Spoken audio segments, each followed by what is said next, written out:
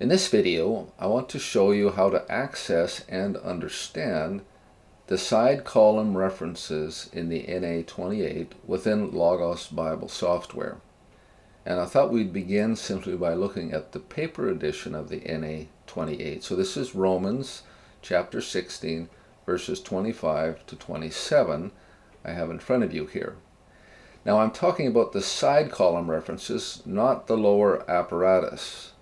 You access the lower apparatus, or the lower apparatus, refers to the notes that are identified by these sigla within the text of the NA28.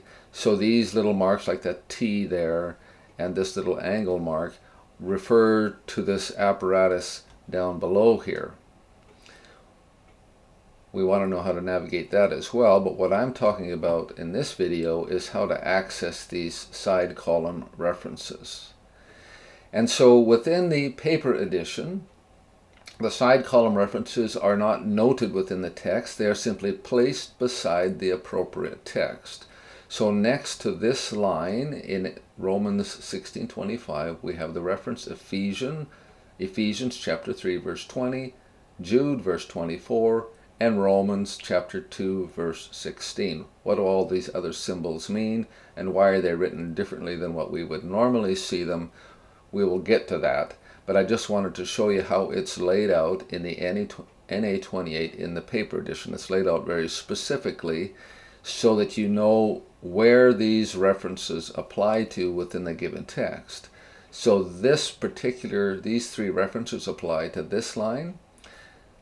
These references, this whole block, apply to this line and following. These specific references apply to this line and following. How do we access that, and how do we understand these within Logos Bible software? So if we go to Logos Bible software, this is what the text will look like. You access these side column references via the asterisks that we can hover over, and it will take you to them. So there's the first one. If I hover over it, it shows it. If I click on it, it hyperlinks. It creates hyperlinks so that you can go directly to the reference. So we see here that instead of the NA28 in Logos having a side column reference that corresponds directly to this particular line, we find an asterisk somewhere within the text that points back to these references. So this particular reference is not to Iesu Christou, but it's to something that comes before this. And if we hover on it, it's 3:20, and we see why it's pointing to Ephesians 3:20 because of the phrase tota dunameo that's found in 3:20 as well. So we can see then that this Ephesians 3:20 reference is pointing to tota dunameo. And the next reference from Jude 24 also has the line tota dunameo. And then Romans 2:16 points to another part of the text. That's what this little raised dot means. It separates references to different parts of the same verse. Then we have an exclamation mark. If you hover over that, says, within the apparatus in the outer margin, an exclamation mark indicates a reference point where other related verses can be found. So far, so good.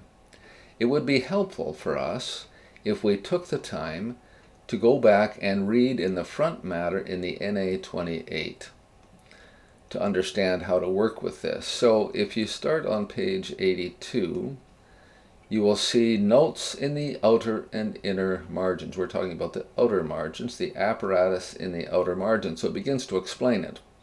And we're going to just deal with the parts of this that apply to our text of Romans 16:25 to 27. So the apparatus in the outer margin, so once again, we're talking about this right here. The apparatus in the outer margin, now these notes are for the paper edition, not for any digital edition. The apparatus in the outer margin contains references which assist with understanding the text. Specifically, the references point to, number one, parallels and doublets within the New Testament writings. So this would be particularly applicable if you're reading from the Synoptic Gospels, for example. Number two, quotations from and allusions to the Old Testament. Number 3, places in the Old and New Testament and in early Jewish writings which because of their meaning or content should be compared with the verses concerned. And so this applies most specifically to our text. So you'll want to step through all of these and try to make sense of them and follow along. We're going to scroll down to point number 3. The remaining references are given in normal type and, where possible, are placed beside the relevant verse. And so if we go back to the paper edition, these are all in normal type and they're placed beside the relevant verse. So once again, in the digital edition, we don't have the text laid out like this. What we have instead are asterisks within the text that point to these references. So back to Logos. So the first one of these notes, of these marks within the text, is we have the period and the semicolon. We're not talking about the forward slash, we're talking about the period and the semicolon. Within these references, so once again, within these references, those from the same book appear first. So, for example, in this particular reference, which is referring to this line, those from the same book, that is, we're in Romans, so this reference appears first. This is Romans 1:17. Here, in these cases, the book itself is not named, as we just noted. Here, as elsewhere, a period separates the verse numbers within a chapter, and a semicolon the chapter numbers within a book. And so if we go back once again, a semicolon, as in right here, separates the chapter numbers within a book. We don't have any periods in any of this text, but if this said 1:17.23, that would be Romans chapter 1, verse 17 and verse 23, if there was a dot 23 here, a period 23. So the semicolons separate verse references within the same book. So this is Galatians 1, verse 16, and 3, verse 23. So we would typically write this as Galatians 1:16, and we'd use the semicolon here, and then we'd write 3:23 is how we might be used to seeing it.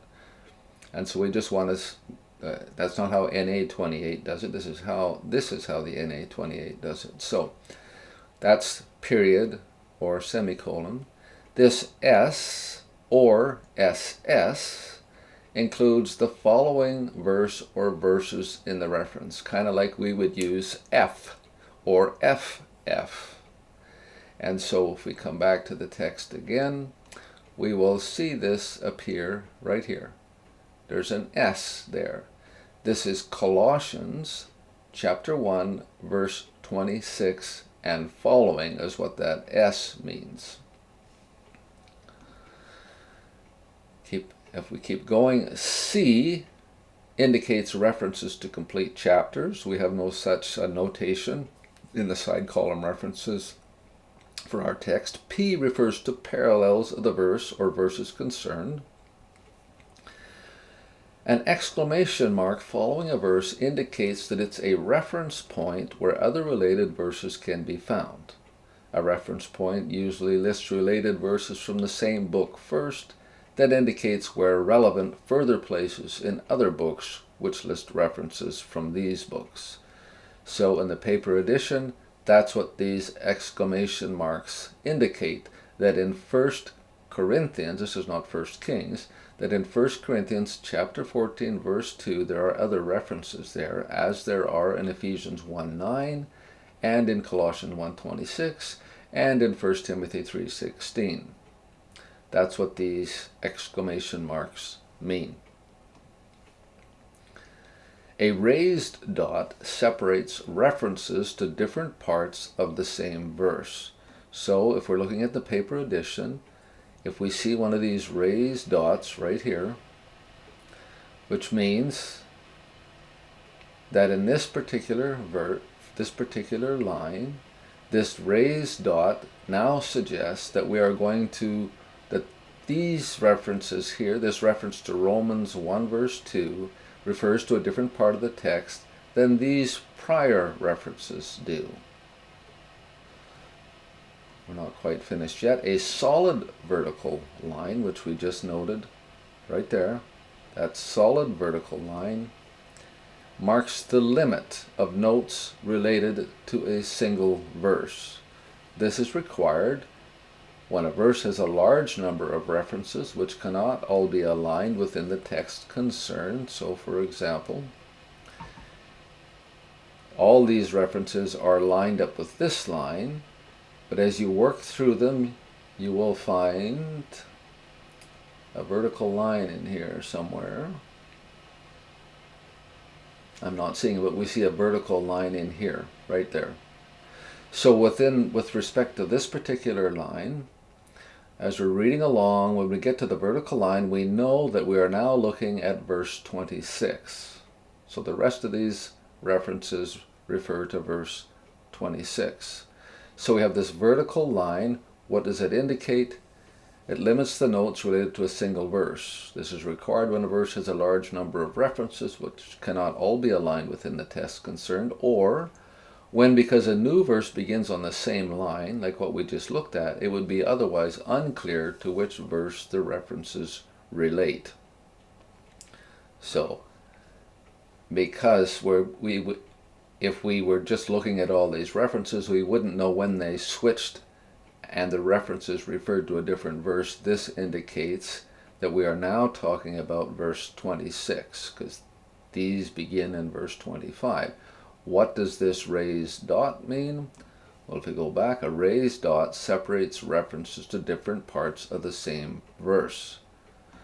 So we have, beginning in verse 26, we have references to Romans 3:21, Ephesians 3:5. There's other references there.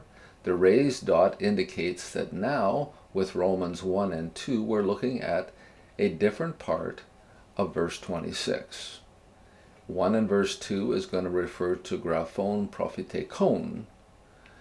And so the first group of references were related to phaneroo, phanerothuntes, and this second group, which consists simply of Romans 1-2, relates to graphon prophetekon. Now we don't know what it relates to until you go look it up, but that's how I know what it relates to. But it's saying a new verse begins here with this reference, and then it's a new part of that verse is distinguished by this raised dot here. So now we've looked through this material in starting on page 81 it was, in the NA28. Now the abbreviations used in the margin for the books of the Bible are shorter than the conventional ones, and so they are as follows. And so here's all the various abbreviations in the Old Testament for the Apocrypha and the pseudepigrapha of the Old Testament for the New Testament writings. So we see that Mark is MC, for example. Romans is R, 1-K is 1st and 2nd Corinthians, and on we go. Most of these we can interpret. AP, for example, is Revelation, Apocalypse. Colossians is KOL. And so we might want to keep a marker in this part of our paper edition of the NA28, or if you're using the Logos version, you might want to keep this page open so that you can go back and refer to it. So, as we make our way through the apparatus, once again, unlike the paper edition, where the references correspond right across the page to given to correspond to the text itself, Logos Bible software doesn't place the side margin references next to the text itself. Instead, you access those via these asterisks. And so, if you hover over this first asterisk, it points us to Ephesians, and if you mouse over these, it will help you to understand what these are referring to. It will say this is referring to Ephesians 3:20. We would not typically write it like that. We would write Ephesians 3 colon or 3.20, and we would separate these with a semicolon, but that's not how the NA28 does it, so you need to get used to that. So we have this asterisk here pointing to these three references. Now in the paper edition, this line shows up right next to this verse, and so we know that's where it applies. This asterisk is not saying that these references apply to the phrase Iesu Christou. They're saying these references apply to something prior to this. And if you go look these references up, we will find in this first reference to Ephesians 3:20 that it has the phrase Toda Dunameo, which would indicate that this is likely what the NA28 is pointing to. And we will see the same phrase in Jude 24, Tudameo, Toda Tudameo, Toda Dunameo, can't speak. And then we have a raised dot, and if we forgot what that means, Logos will tell you. A raised dot separates references to different parts of the same verse within the apparatus in the outer margin. So we have a reference to the same verse, but it's separated from these prior references. So we have a reference to Romans 2:16. Romans is not listed here because that's the book we're in. And so there's something later in the same verse that this is meant to refer us to. And what might that be? Well, it's likely a reference to euangelion mu that we find in Romans 2:16. Kata to euangelion mu, and in Romans 2:16 we find the same phrase, euangelion mu. We see that right down at the final line there, the second to the last line in our reference. And then the exclamation mark says if you go there to that particular reference, Romans 2:16, you will find some related verses there. So far, so good. If you want to know what references NA28 might point you to, and you see what kind of references we're talking about, specific linguistic links and those kinds of things, this can be very helpful. So now if we make our way through the text and we come to the next one, down here besides Sesigemenu. So once again, this asterisk is not telling us that they have some notes for Sesigemenu. They're saying we have some notes for the material that comes before Sesigemenu. So in the paper edition, there's Sesigemenu, but we will see that we have no line that corresponds directly to that. We have all of these references that correspond with this line. So they put the asterisks here, and you'll get access to these references. Now, Logos has to do something like that because it depends whether you zoom in on the text or use a larger font or whatever, the words change their appearance on the page. And so Sesigemenu has an asterisk within Logos Bible software that points to this whole series of references. So it's not quite as helpful as the paper edition, so that you can know specifically, at least get a better handle on specifically what these references are referring to. But once again, if we click on it, can I move that? No, I can't. We'll hover over it for now. We'll see that the first reference is to 1:17. So let's click on it. 1:17 is Romans chapter 1:17. So once again, this is a reference to somewhere prior to this asterisk. And so if we look through our text, kata apokalypsen mysteriou chronois ionios sesigemenu. And so 1:17 speaks of the righteousness of God, and then we have this word apokalyptetai, and so that is likely the reference point. So we have apokalypsen, and it's pointing us to Romans 1:17. It's also pointing us And so these references are all related. It's pointing us to Galatians chapter 1:16. We see apokalypsai there. These are the verb forms of apokalypsis. And then this colon means, so this is Galatians 1:16, and this is in Galatians as well because it's separated by a colon. This is Galatians 3:23. We see the very last word there, apokalypstheni. So it's a reference to the same apokalypsin within our text here. Ephesians chapter 3 verse 5 also has the word halfway through that text, epikaluphthein, epikaluphthein. So that's our word once more. So there's the Romans reference, the Galatians, 2 references from Galatians and 1 from Ephesians here, that all seem to be pointing back to apokalypsin. Then in Logos Bible Software, we have 11:25 show up. This is a reference to Romans 11:25, and this can get a little confusing because we started with a reference to Romans, and then right in the middle of it we have another reference. When this happens, this should be a clue to us, because back in our, where are we here? Here it told us, those from the same book appear first. Within these references, those from the same book appear first. So, here's my clue for you.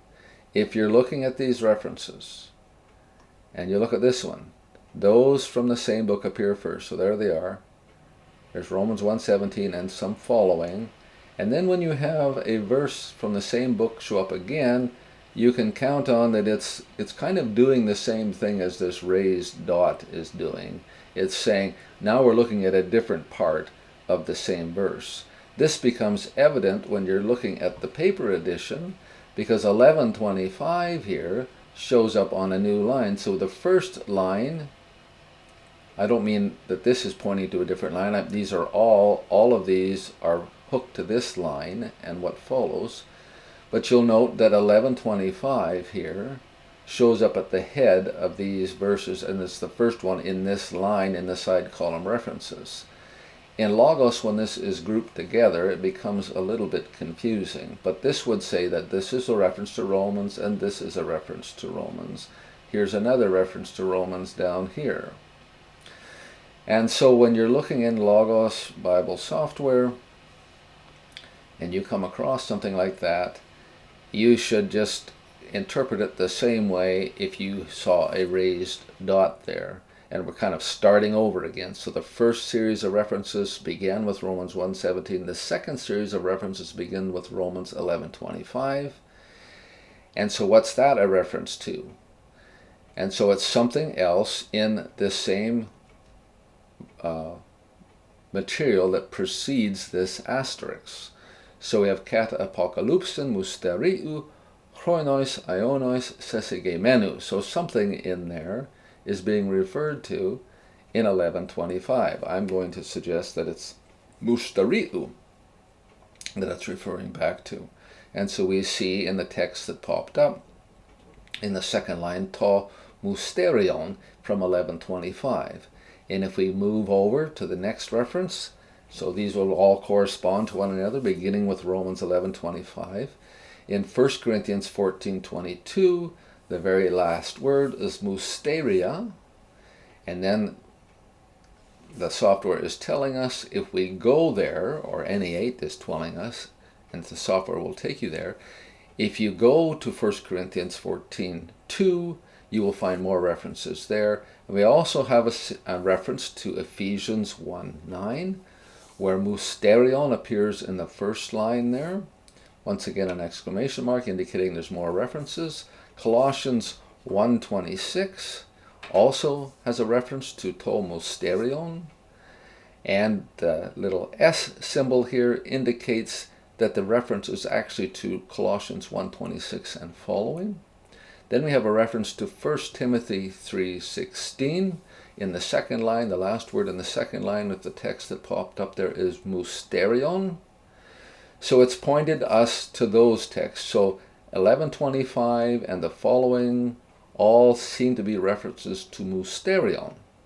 Now, neither the paper edition nor the Logos edition tells you specifically which word or which phrase we're referring to. You have to sort that one out on your own. Then we have a raised dot, which says, now we're going to look at a different part of the same verse, and it refers us to 1 Peter chapter 1, verse 20. And I surmise that what we're pointing at here in our text is chronos aionios, that is, for long ages or for long times or for eternal times, however you interpret that or translate that. And it's pointing to our text in 1 Peter 1:20 when it says in the second to last verse, eschatu ten chronon. So it's, I think, is pointing us to that particular text there. And so even though phanerophentos appears in 1 Peter 1:20, the NA28 apparatus is telling us that it's pointing us likely to, because it appears here and not after phanerophentos. So you might think that this is a reference to phanerophentos, but it's actually a reference to what comes before the asterisk. So it's very likely a reference to chronos and aionios. So that's the second asterisk. If we go to the third asterisk now, it begins with this vertical line. What does the vertical line mean? It marks the limit of notes related to a single verse within the apparatus in the outer margin.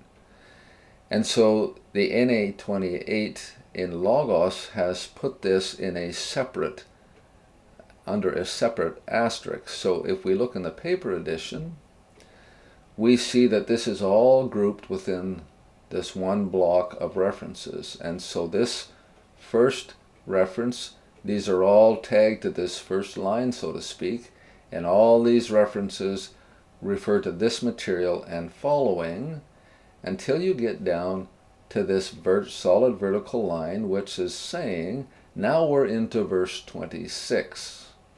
If there's too many references to put this line right next to verse 26, so that's what the solid vertical line means. We just noted that in Logos Bible Software, these references right here come with a later asterisk, which I think shows up at the end right before verse 27 here. And so let's go look at it again. Yes, right before verse 27, we see these particular references, which can be a little bit confusing because, once again, this is not referring to noristhetos, it's referring to material that precedes this. And this line is telling us that it refers, because this in the NA28 was hooked in with all of these references back here, it appears right there in the hard copy, then this is saying this relates to the next verse. So that's a little bit confusing. And it begins with Romans chapter 3, verse 21. So what are we looking at here? Well, we see phanerotai, the second word in the second line of Romans 3:21 that just popped up there. So we're looking at references to phanerophentos, I think, here. And the next one I have is Ephesians 3:5, which once again, now what do we have here? We have noristhein.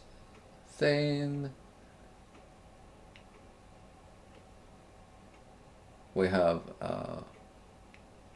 apocalypsin. So the software, or the NA28, is relating these two references together. And so this one has phanerophentos reference, and this says, which in other generations was not made known to the sons of men, as now it has been revealed to the saints and apostles, his saints and apostles and prophets in the Spirit. And so they're seeing a link, and a connection between whatever they're seeing in 321 and this particular text, and that's for you to sort out. And they say if you go to this particular place, you'll find some more references there. So once again, that's Ephesians chapter 3:5. So within the text of Romans 16:25 to 27, we can see one particular link here in a kaluphthane, which would go back to apocalypsin. At any rate, we have a raised dot here now that says now we're going to look at a different part of the same verse, a different part of verse 26, and we have Romans 1 verse 2. And so now the reference I would suggest is to graphon prophetekon, and here in 1 verse 2 of Romans it's propheton autou and graphes hagiais.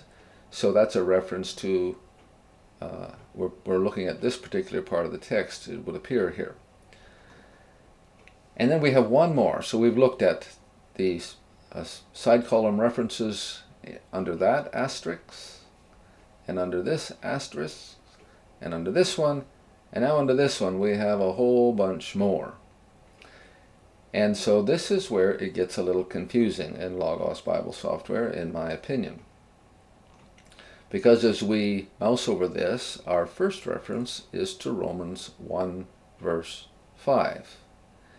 And what would the NA28 be pointing at 1 verse 5 from within our text? And it's very likely that we're looking at hupakoen pisteos in the second line here in the pop-up text.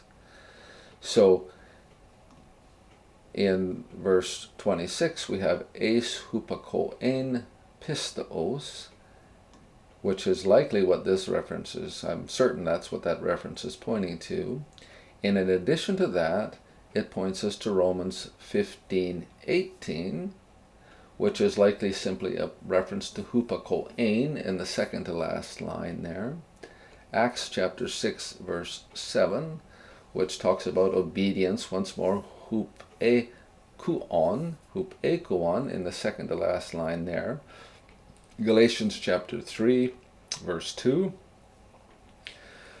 which is likely a reference to pisteos. So we're looking at this phrase, eis hupakoen pisteos, here, and these are the series of references to either to the whole phrase, which appears here, or to obedience, which appears here and here, or to faith, which appears here. And in 2 Corinthians 10 verse 5, once again we have hupakoen there. And then in 1 Peter 1:22, we have another reference in the second line, hupakoe tes aletheas, the obedience of the truth, or to the truth. And so this reference then begins by taking us back into this prior verse, and we started with references here.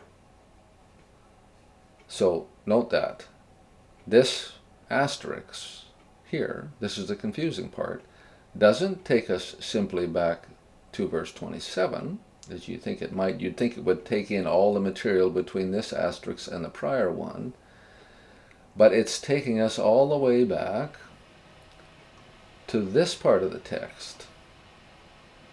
So that confusion is avoided in the paper manuscript because this reference shows up on this line, eis hupakoen pisteos, and there we start with it. So because there's all these other references that take us right through to the end of verse 27, that's the way it's tagged with an asterisk right here. But it can be a little confusing. So we'll keep going. And so then a raised dot, which says now we're referring to something else within the text, and it takes us to Romans 15 verse 16. And what might we be looking at here? I think the likely phrase that we're looking here has something to do with the nations. So we see in the second line in the pop-up text, eis ta ethne. And in our given text, we have eis panta ta ethne. So that's likely what we're looking at.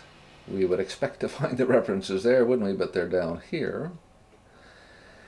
And so that's Romans 15:16. We find 11:36. Now what's going on? We have Romans 15:16. And we think that this is a reference to eis ta ethne. So why do we have Romans 11:36 showing up next?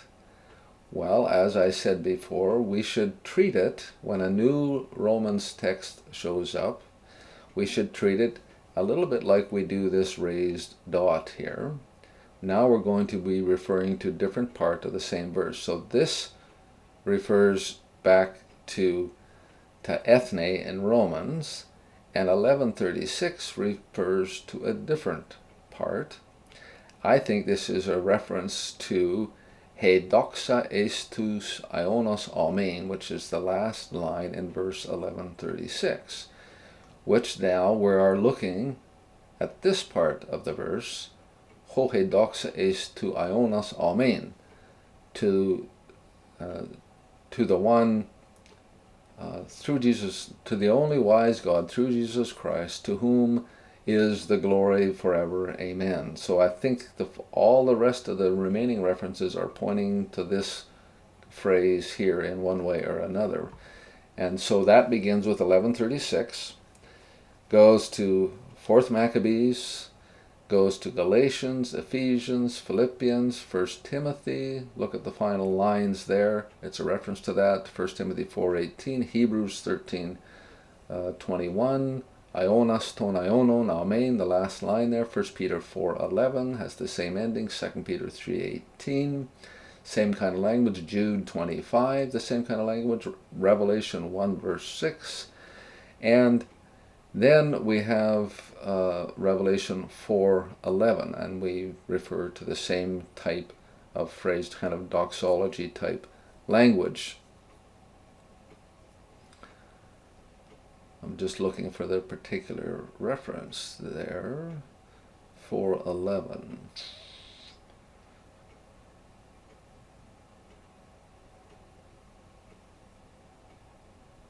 So it's not quite as clear there, but we have labein ten doxen there, glory and honor and power is the reference. And so I hope that's a little helpful in discerning how to look at the side column references in Logos Bible software. So when you see the asterisks, it's pointing back, these references are pointing back to something prior in the text. And you would think that these references here will not point back before this asterisk. But when we get down to this final one, it actually is pointing not only to these references right here, but pointing way back before this asterisk as well, which I consider to be a little confusing. For that reason, I like to have my paper copy of the NA28 in front of me. And you may want to do the same. So hopefully that will help you out.